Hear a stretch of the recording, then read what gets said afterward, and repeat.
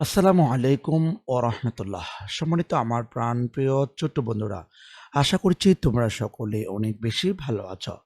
আজকে আমরা আলোচনা করব গত ক্লাসের পূর্বে বা আমরা গত ক্লাসে যা যা আলোচনা করছিলাম আজকে আমরা এরপর থেকে আলোচনা করব।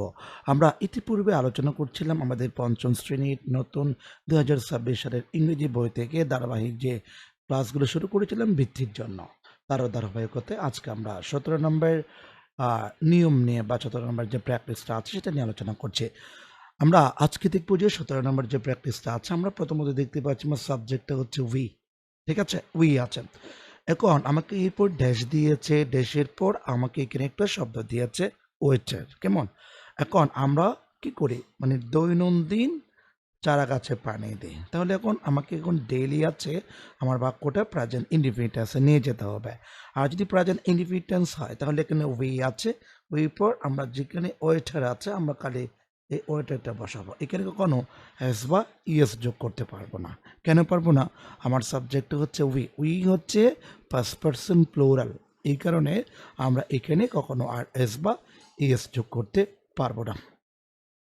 আচ্ছা, এরপর আমরা দেখব 18 নম্বর। 18 নম্বরের সেম কথা, এখানে দেখতে পাচ্ছি আমরা আমাদের উই আছে, উই হচ্ছে কি ফার্স্ট পারসন প্লুরাল। তো সেক্ষেত্রে এখানে একটা শব্দ দিয়ে হচ্ছে রেগুলারলি। যেমন এখানে রেগুলারলি শব্দটি যদি কোথাও থাকে তাহলে সেটি কোন টেন্সে যাবে? প্রেজেন্ট ইনডিফিনিট টেন্সে। এরপর আমরা কি করতে পারি, এখানে যেটা শব্দ আচ্ছা আছে রিমুভ, আমরা এই রিমুভ শব্দটি এইখানে বসাবো। অর্থাৎ আমাদের এখানে কি কি আছে, এই যে রিমুভ, এই যে রিমুভ বসালাম। ঠিক আছে, অর্থাৎ সাবজেক্টটি হচ্ছে প্লুরাল, এই জন্য আমরা কি করেছি, রিমুভ করেছি বা ভার্বের সাথে এস বা ইএস যোগ করলাম না। এরপর আমরা 19 নাম্বার দেখব। 19 নাম্বার দেখতে পাচ্ছি আমরা কম্পোস্ট। কম্পোস্ট মানে কি? সার, থার্ড পারসন সিঙ্গুলার। কেমন?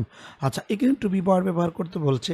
আমরা টু বি পাওয়ার বলতে বুঝি M is R, M is, আর একটা হচ্ছে কি আর, এই তিনটা শব্দ প্রেজেন্ট টেন্সে ব্যবহার হবে। আবার এখানে ওয়াজ ওয়ার আছে, ঠিক আছে, ওয়াজ ওয়ার, এই দুইটা হচ্ছে কি পাস্ট টেন্সে। তো এখন আমার সাবজেক্টটি যেহেতু থার্ড পারসন সিঙ্গুলার আছে, তাহলে সেই ক্ষেত্রে আমরা যদি প্রেজেন্ট টেন্সে নিয়ে যাই আমরা ইজ বসাবো। আর যদি এখানে অতীত নির্দেশক কোনো শব্দ তুমি খুঁজে পাও তাহলে তোমাকে ওয়াজ বসাতে হবে।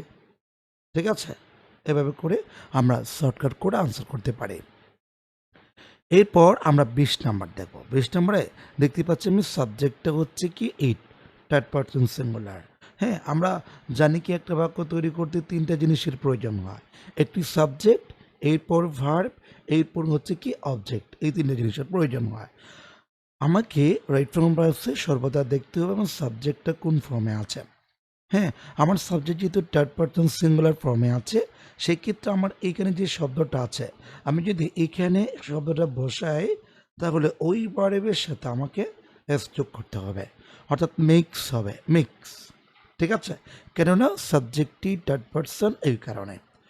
এরপর আমরা 21 নাম্বার দেখব। 21 নাম্বার দেখতে পাচ্ছি দ্য গার্ডেন। দ্য গার্ডেন মানে হচ্ছে কি বাগানটি। যেহেতু বাগানটি বোঝাচ্ছে এবং এখানে যেটা বি আছে, বি মানে হচ্ছে কি ইজার ওয়াজ ওয়ার। ঠিক আছে, তো এখন প্রেজেন্ট টেন্সে করতে গেলে আমরা তো একটু আগেই বলেছিলাম এখানে আমরা কি ব্যবহার করতে পারি, ইজ ব্যবহার করতে পারি। The garden is full of plants বলেছে। আচ্ছা, এরপর আমরা 22 নম্বরে দেবো। 22 নম্বরে দেখতে পাচ্ছি আমার সাবজেক্টটি হচ্ছে কি প্লোরাল, মানে সরি, মানে ভার্বের সাথে এখানে যেহেতু আমার এস যোগ আছে, সেক্ষেত্রে আমরা বলতে পারি এটা হচ্ছে কি প্লোরাল, মানে প্লোরাল একটি সাবজেক্ট। তা আমরা যদি কি সাবজেক্টটা যদি প্লোরাল হয় তাহলে কখনো ভার্বের সাথে এস বা ইএস যোগ হবে না, এস বা ইএস যোগ করতে পারবো না। তাহলে কি হবে, এখানে প্লোরাল যেহেতু আমরা এখানে যেটা দেখতে পাচ্ছি ফ্লাওয়ার্স, এটা যেহেতু প্লোরাল, সেক্ষেত্রে আমরা এখানে যেটা গিভ আছে ওই গিভ যেভাবেই আছে সেভাবেই বসিয়ে দেব, কেননা এটা প্রেজেন্ট টেন্স বলে। আর যদি পাস্ট টেন্সে চলে যায় তাহলে আমরা ভি টু করবো। যেমন আমাদের একটা ভি1 আছে, আর একটা ভি2, আর একটা হচ্ছে ভি3। ভি1 কি, যেমন আমরা এখানে বললাম গিভ, গিভ এটা হচ্ছে কি ভি1। আবার ভি2 কি, সেটা হচ্ছে গিভ, ভি1 ভি2। আরেকটা হচ্ছে ভি3, এটা হচ্ছে কি গিভেন। অর্থাৎ ভি1 ভি2 একটা হচ্ছে V3। আমরা সাবজেক্টটা যদি প্লুরাল হয় সর্বদা V1 রেখে দেব। এরপর আমরা 23 নম্বরে দেখব। 23 নম্বরে দেখতে পাচ্ছি সাবজেক্ট আছে কি প্লুরাল। এখন আমাকে এখানে শব্দ দিয়েছে, লাভ দিয়েছে। আমরা এখন এই লাভটা যদি যেভাবেই আছে সেভাবে বসিয়ে দিলাম। কখনো এস বা ইজ যোগ করলাম না বা পাস্ট টেন্সে নিলাম না। কেন নিলাম না? ওই যে আমার সাবজেক্টটি হচ্ছে কি প্লুরাল। সাবজেক্ট যখন প্লুরাল হবে তখন কিন্তু আর ভার্বের সাথে এস বা ইজ যোগ হয় না, যেভাবেই আছে সেভাবেই থেকে যায়। এরপর আমরা 24 নাম্বার দেখব। 24 নম্বরে আমরা দেখতে পাচ্ছি এখানে একটা শব্দ দিয়েছে ব্লোম। ঠিক আছে, ব্লোম। আমার সাবজেক্টটি হচ্ছে কি প্লুরাল। সাবজেক্ট যেহেতু প্লুরাল আছে তাহলে এখন আমরা যেই শব্দটা ব্র্যাকেটে পাচ্ছি সেই শব্দটা যেভাবেই আছে আমরা সেভাবেই বসিয়ে দেব। বা এই শব্দের সাথে আমরা কখনো এস বা ইএস যোগ করতে পারবো না। কেন পারবো না? আমার সাবজেক্টটি হচ্ছে প্লুরাল নাম্বার, প্লুরাল নাম্বার। ঠিক আছে, আশা করি আমরা বুঝতে পেরেছি। এরপর আমরা পরবর্তী যাচ্ছি। পরবর্তী 25 নম্বরে দেখতে পাচ্ছি এখানে একটা শব্দ দেখতে পাচ্ছি আমরা এভরিওয়ান। তার মানে আমাদের এখানে কতগুলো ওয়ার্ড আছে ইংরেজিতে, এই ওয়ার্ডগুলো যদি সচরাচর বাক্যের সাবজেক্ট হিসেবে ব্যবহার হয় তাহলে ভার্বটি সর্বদা সিঙ্গুলার হবে। ঠিক আছে, অর্থাৎ এখানে তার মধ্যে একটি হচ্ছে কি এভরিওয়ান। এভরিওয়ান মানে হচ্ছে কি প্রত্যেকে, আর প্রত্যেকে মানে হচ্ছে কি এক একজন করে। ঠিক আছে, যেহেতু এক একজন সাবজেক্টটি যেহেতু থার্ড পারসন সিঙ্গুলার আছে তাহলে এখানে যে অ্যাডমায়ার যে শব্দটা দিয়েছে আমরা যখন এই শব্দটাকে এইখানে বসাবো তখন আমরা এদের সাথে একটি এস যোগ করব। কেন এস যোগ করব? সাবজেক্ট থার্ড পারসন সিঙ্গুলার, মূল ভার্বের শেষে আমাকে এস বা ইএস যোগ করতেই হবেই। ঠিক আছে, আশা করি আমরা বুঝতে পেরেছি। এরপর আমরা 26 নাম্বার দেখব। 26 নাম্বারে দেখতে পাচ্ছি আমরা এখানে একটা লোক শব্দ দেখতে পাচ্ছি। ইংরেজিতে কতগুলো শব্দ আছে, এই শব্দগুলো যদি কখনো কোনো সময় কোথাও বাক্যের আগে পড়ে থাকে তার মধ্যে একটি হচ্ছে লোক। এই লোক শব্দটি থাকলে আপনাকে ওই বাক্যটা প্রেজেন্ট কন্টিনিউয়াস টেন্সে নিয়ে যেতে হবে, কেননা লোক আছে এই জন্য। আমি যদি এখন এই জিনিসটাকে বসাতে চাই যে সাবজেক্টটা হচ্ছে আ সোয়ার্ম অফ বাটারফ্লাইস বলেছে, মানে একঝাঁক প্রজাপতি, মানে একদল প্রজাপতি। ঠিক আছে, এটি কিন্তু সিঙ্গুলার, দেখতে যদি প্লুরাল হলেও মূলত এটি সিঙ্গুলার।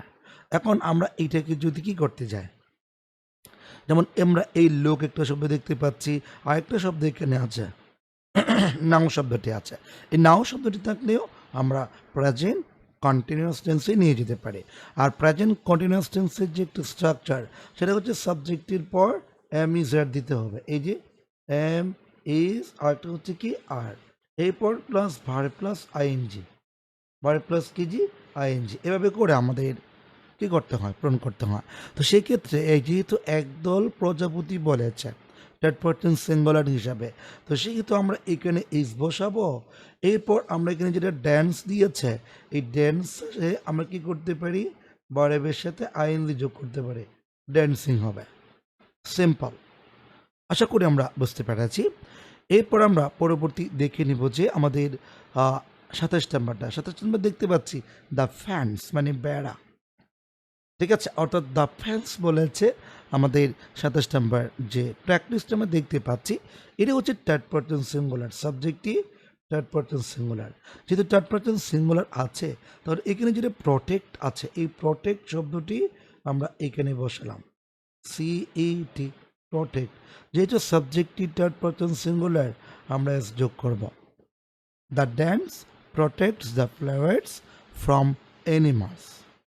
ঠিক আছে, এরপর আমরা 28 নাম্বার দেখব। 28 নাম্বারে আমরা এখানে দেখতে পাচ্ছি যে মাই ফ্রেন্ড আছে, মানে আমার বন্ধু, থার্ড পারসন সিঙ্গুলার। ঠিক আছে, থার্ড পারসন সিঙ্গুলার। এরপর এখানে যে শব্দটি আছে লাইক, এই লাইক শব্দটি আমাকে এখানে বসাতে হবে। এখন আমার সাবজেক্টটা যেহেতু থার্ড পারসন সিঙ্গুলার আছে তাহলে অবশ্যই মূল ভার্বের শেষে আমাকে এস বা ইএস যোগ করতে হবে।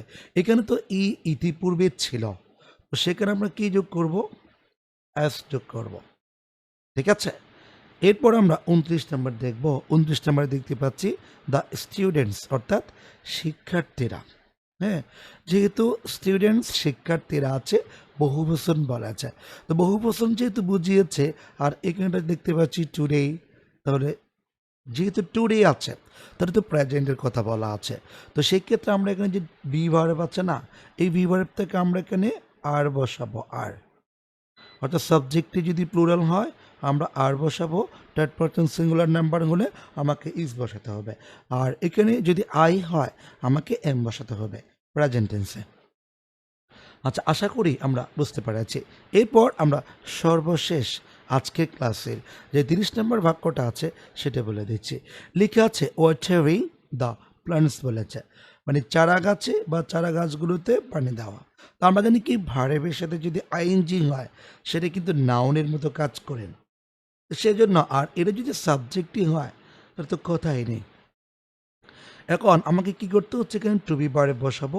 টু বি ভার্ব ক্ষেত্রে আমাকে এখানে সাবজেক্টে যেহেতু থার্ড পারসন সিঙ্গুলার, সেক্ষেত্রে আমাকে ইজ ব্যবহার করতে হবে, ইজ। ঠিক আছে, আশা করি আমরা বুঝতে পেরেছি। তো আজকে ক্লাসে আমরা একেবারে 30 পর্যন্ত আলোচনা করলাম। পরবর্তী ক্লাসে আমরা ধাপে ধাপে আলোচনা করবো ইনশাআল্লাহ। এখানে আমি ইউনিট 2 থেকে প্রায় 50টি বাক্য যোগ করেছি। আপনাদের 50টি বাক্য ক্লিয়ার করে বুঝিয়ে দেওয়ার চেষ্টা করব। তো আজকে ক্লাসটি এখানে সমাপ্ত করছি। সবাই ভালো থাকবেন, সুস্থ থাকবেন। আসসালামু আলাইকুম ওয়া রাহমাতুল্লাহ।